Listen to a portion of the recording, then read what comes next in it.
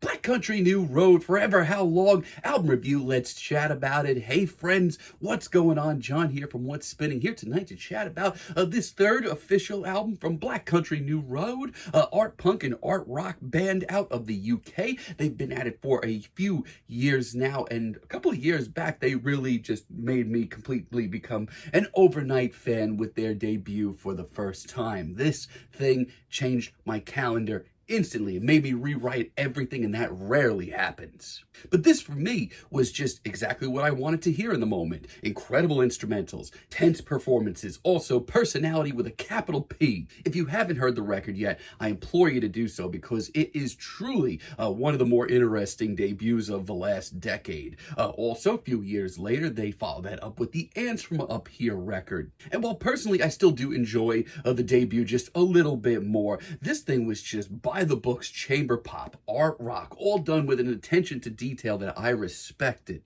Now, a lot has happened to the band over the last few years. The departure of their frontman Isaac Wood, some more lineup changes as well. And we are here with their third album now, Forever How Long. The singles leading up to this thing certainly been decent, but they did take a little bit longer to grow on me, not gonna lie, but let's chat about this thing. Now, I'll start by saying there's a lot to this very new, very evolved sound of Black Country New Road. This is far from the very tense art punk of their debut. And a lot of this record is just very nice on the ears, very pleasant, and very extravagant art rock. Chamber pop as well, and early on the record, they just grabbed my heartstrings immediately with the big spin. This is so full of life, so extravagant. It is absolutely stunning. Every instrumental on this cut just sounds like it's going to explode with happiness. It's a track of immaculate little details, and the playing all around is just something to write home about. Now, I'm going to be real with y'all. Some of the modern sounds of Black Country New Road occasionally get a little grating to me, but this track right here, this is not one of them. It's dramatic, and it also has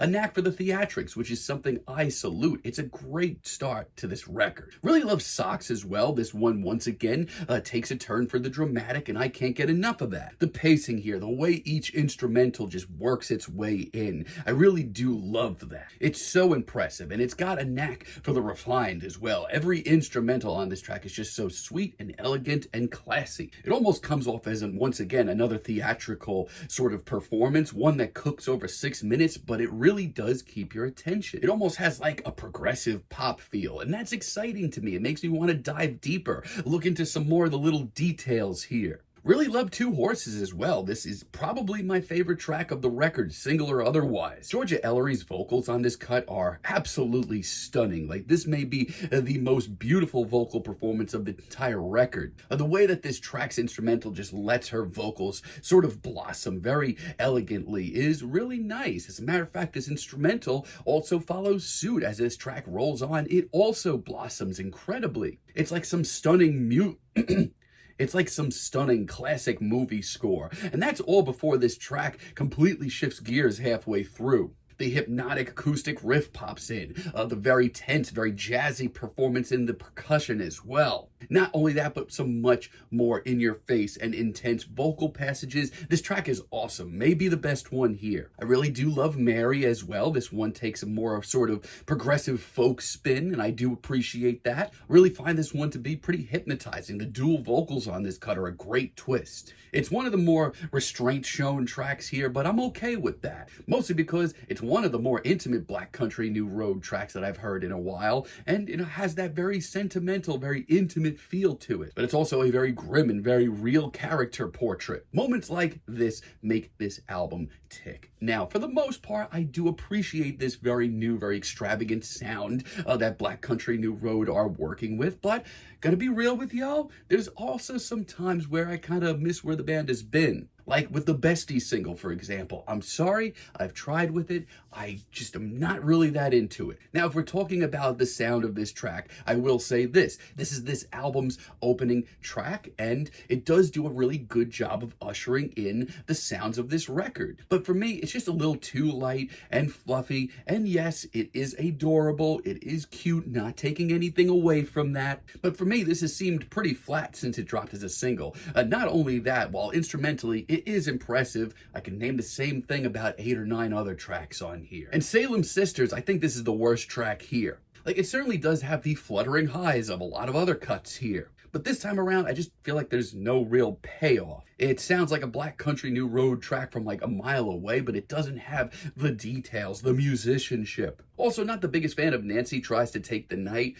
I don't know, this track certainly starts off lovely. And while tracks like this are very delicate, very light, they are far from fluffy, and I will say that they do stay very heady, very busy. But also, this track just doesn't really hit me that hard. Of all the cuts here, this one takes so long to get where it's going, and when we do get there, it's not that impressive. While this track keeps progressing, the vocals and the instrumentals never seem to get on the same page. The more jazzy and busier second half, it's certainly interesting, but took a lot to get there. But I will say this is far from a bad record. There's a lot to love on this record, and I'll definitely be sticking around to see what they do in the future. For example, do love the Happy Birthday single. As far as very classy, very regal chamber pop, doesn't get much more elegant than this. Where Besties was a little bit too one note for me, this track brings a little drama. It's elegant, it is it's elegant, it's extravagant, and it's adorable, all while remaining instrumentally just a masterclass. Leading up to this record, For the Cold Country is probably the single that hit me the quickest and the hardest. From a vocal standpoint alone, this track is stunning, and there's a rustic beauty to this track that I love. It's also one of the record's most spacious moments. This instrumental really does take its time. This is a long boy once again. It builds wonderfully though, and every instrumental that pops in is impressive. It gives this album a little bit of a kaleidoscopic edge. It's rewarding as well. You just need to be patient with it. Also, really do love the title track. I love how hushed this track comes off. It's got some mystic vibes to it as well. Like, I love the way this instrumental slowly comes to life, builds around these vocals. It's truly otherworldly and one of the most unique and stunning experiences on this record. Like, A, hearing this, I can't be in a bad mood, and B, it gives me the impression that we are literally among modern masters. And Goodbye, Don't Tell Me as a finale, I really dig as well. I love the strummed guitar, it brings back that sort of rustic feeling. And while instrumentally this album has been heady to say the least, this track comes off like a hug from a friend. It's so sweet, it's so full of life, it's full of good vibes, and it has that sense of finality to it. I can't really say anything bad about it. So overall, I'm gonna be real with y'all, I probably don't like this record as much as the last Black Country New Road record and the debut, but they are still just such an impressive array of musicians. The vibes here, they are classy, they are elegant, the instrumentals, they are exquisite. You feel like you are in the presence of modern masters, and I love that. And while certainly there are some elements of their new sound that are a little bit grating to me, maybe sometimes I miss the tense performances and all, overall, this record is just a masterclass in modern chamber pop. I'm feeling a decent 7 on it, but let me know what you all think down below. If you liked the video, be sure to give us a like, give us a subscribe, and let me know down below what you would like for me to chat about in the future. And until next time, have a great day, friends.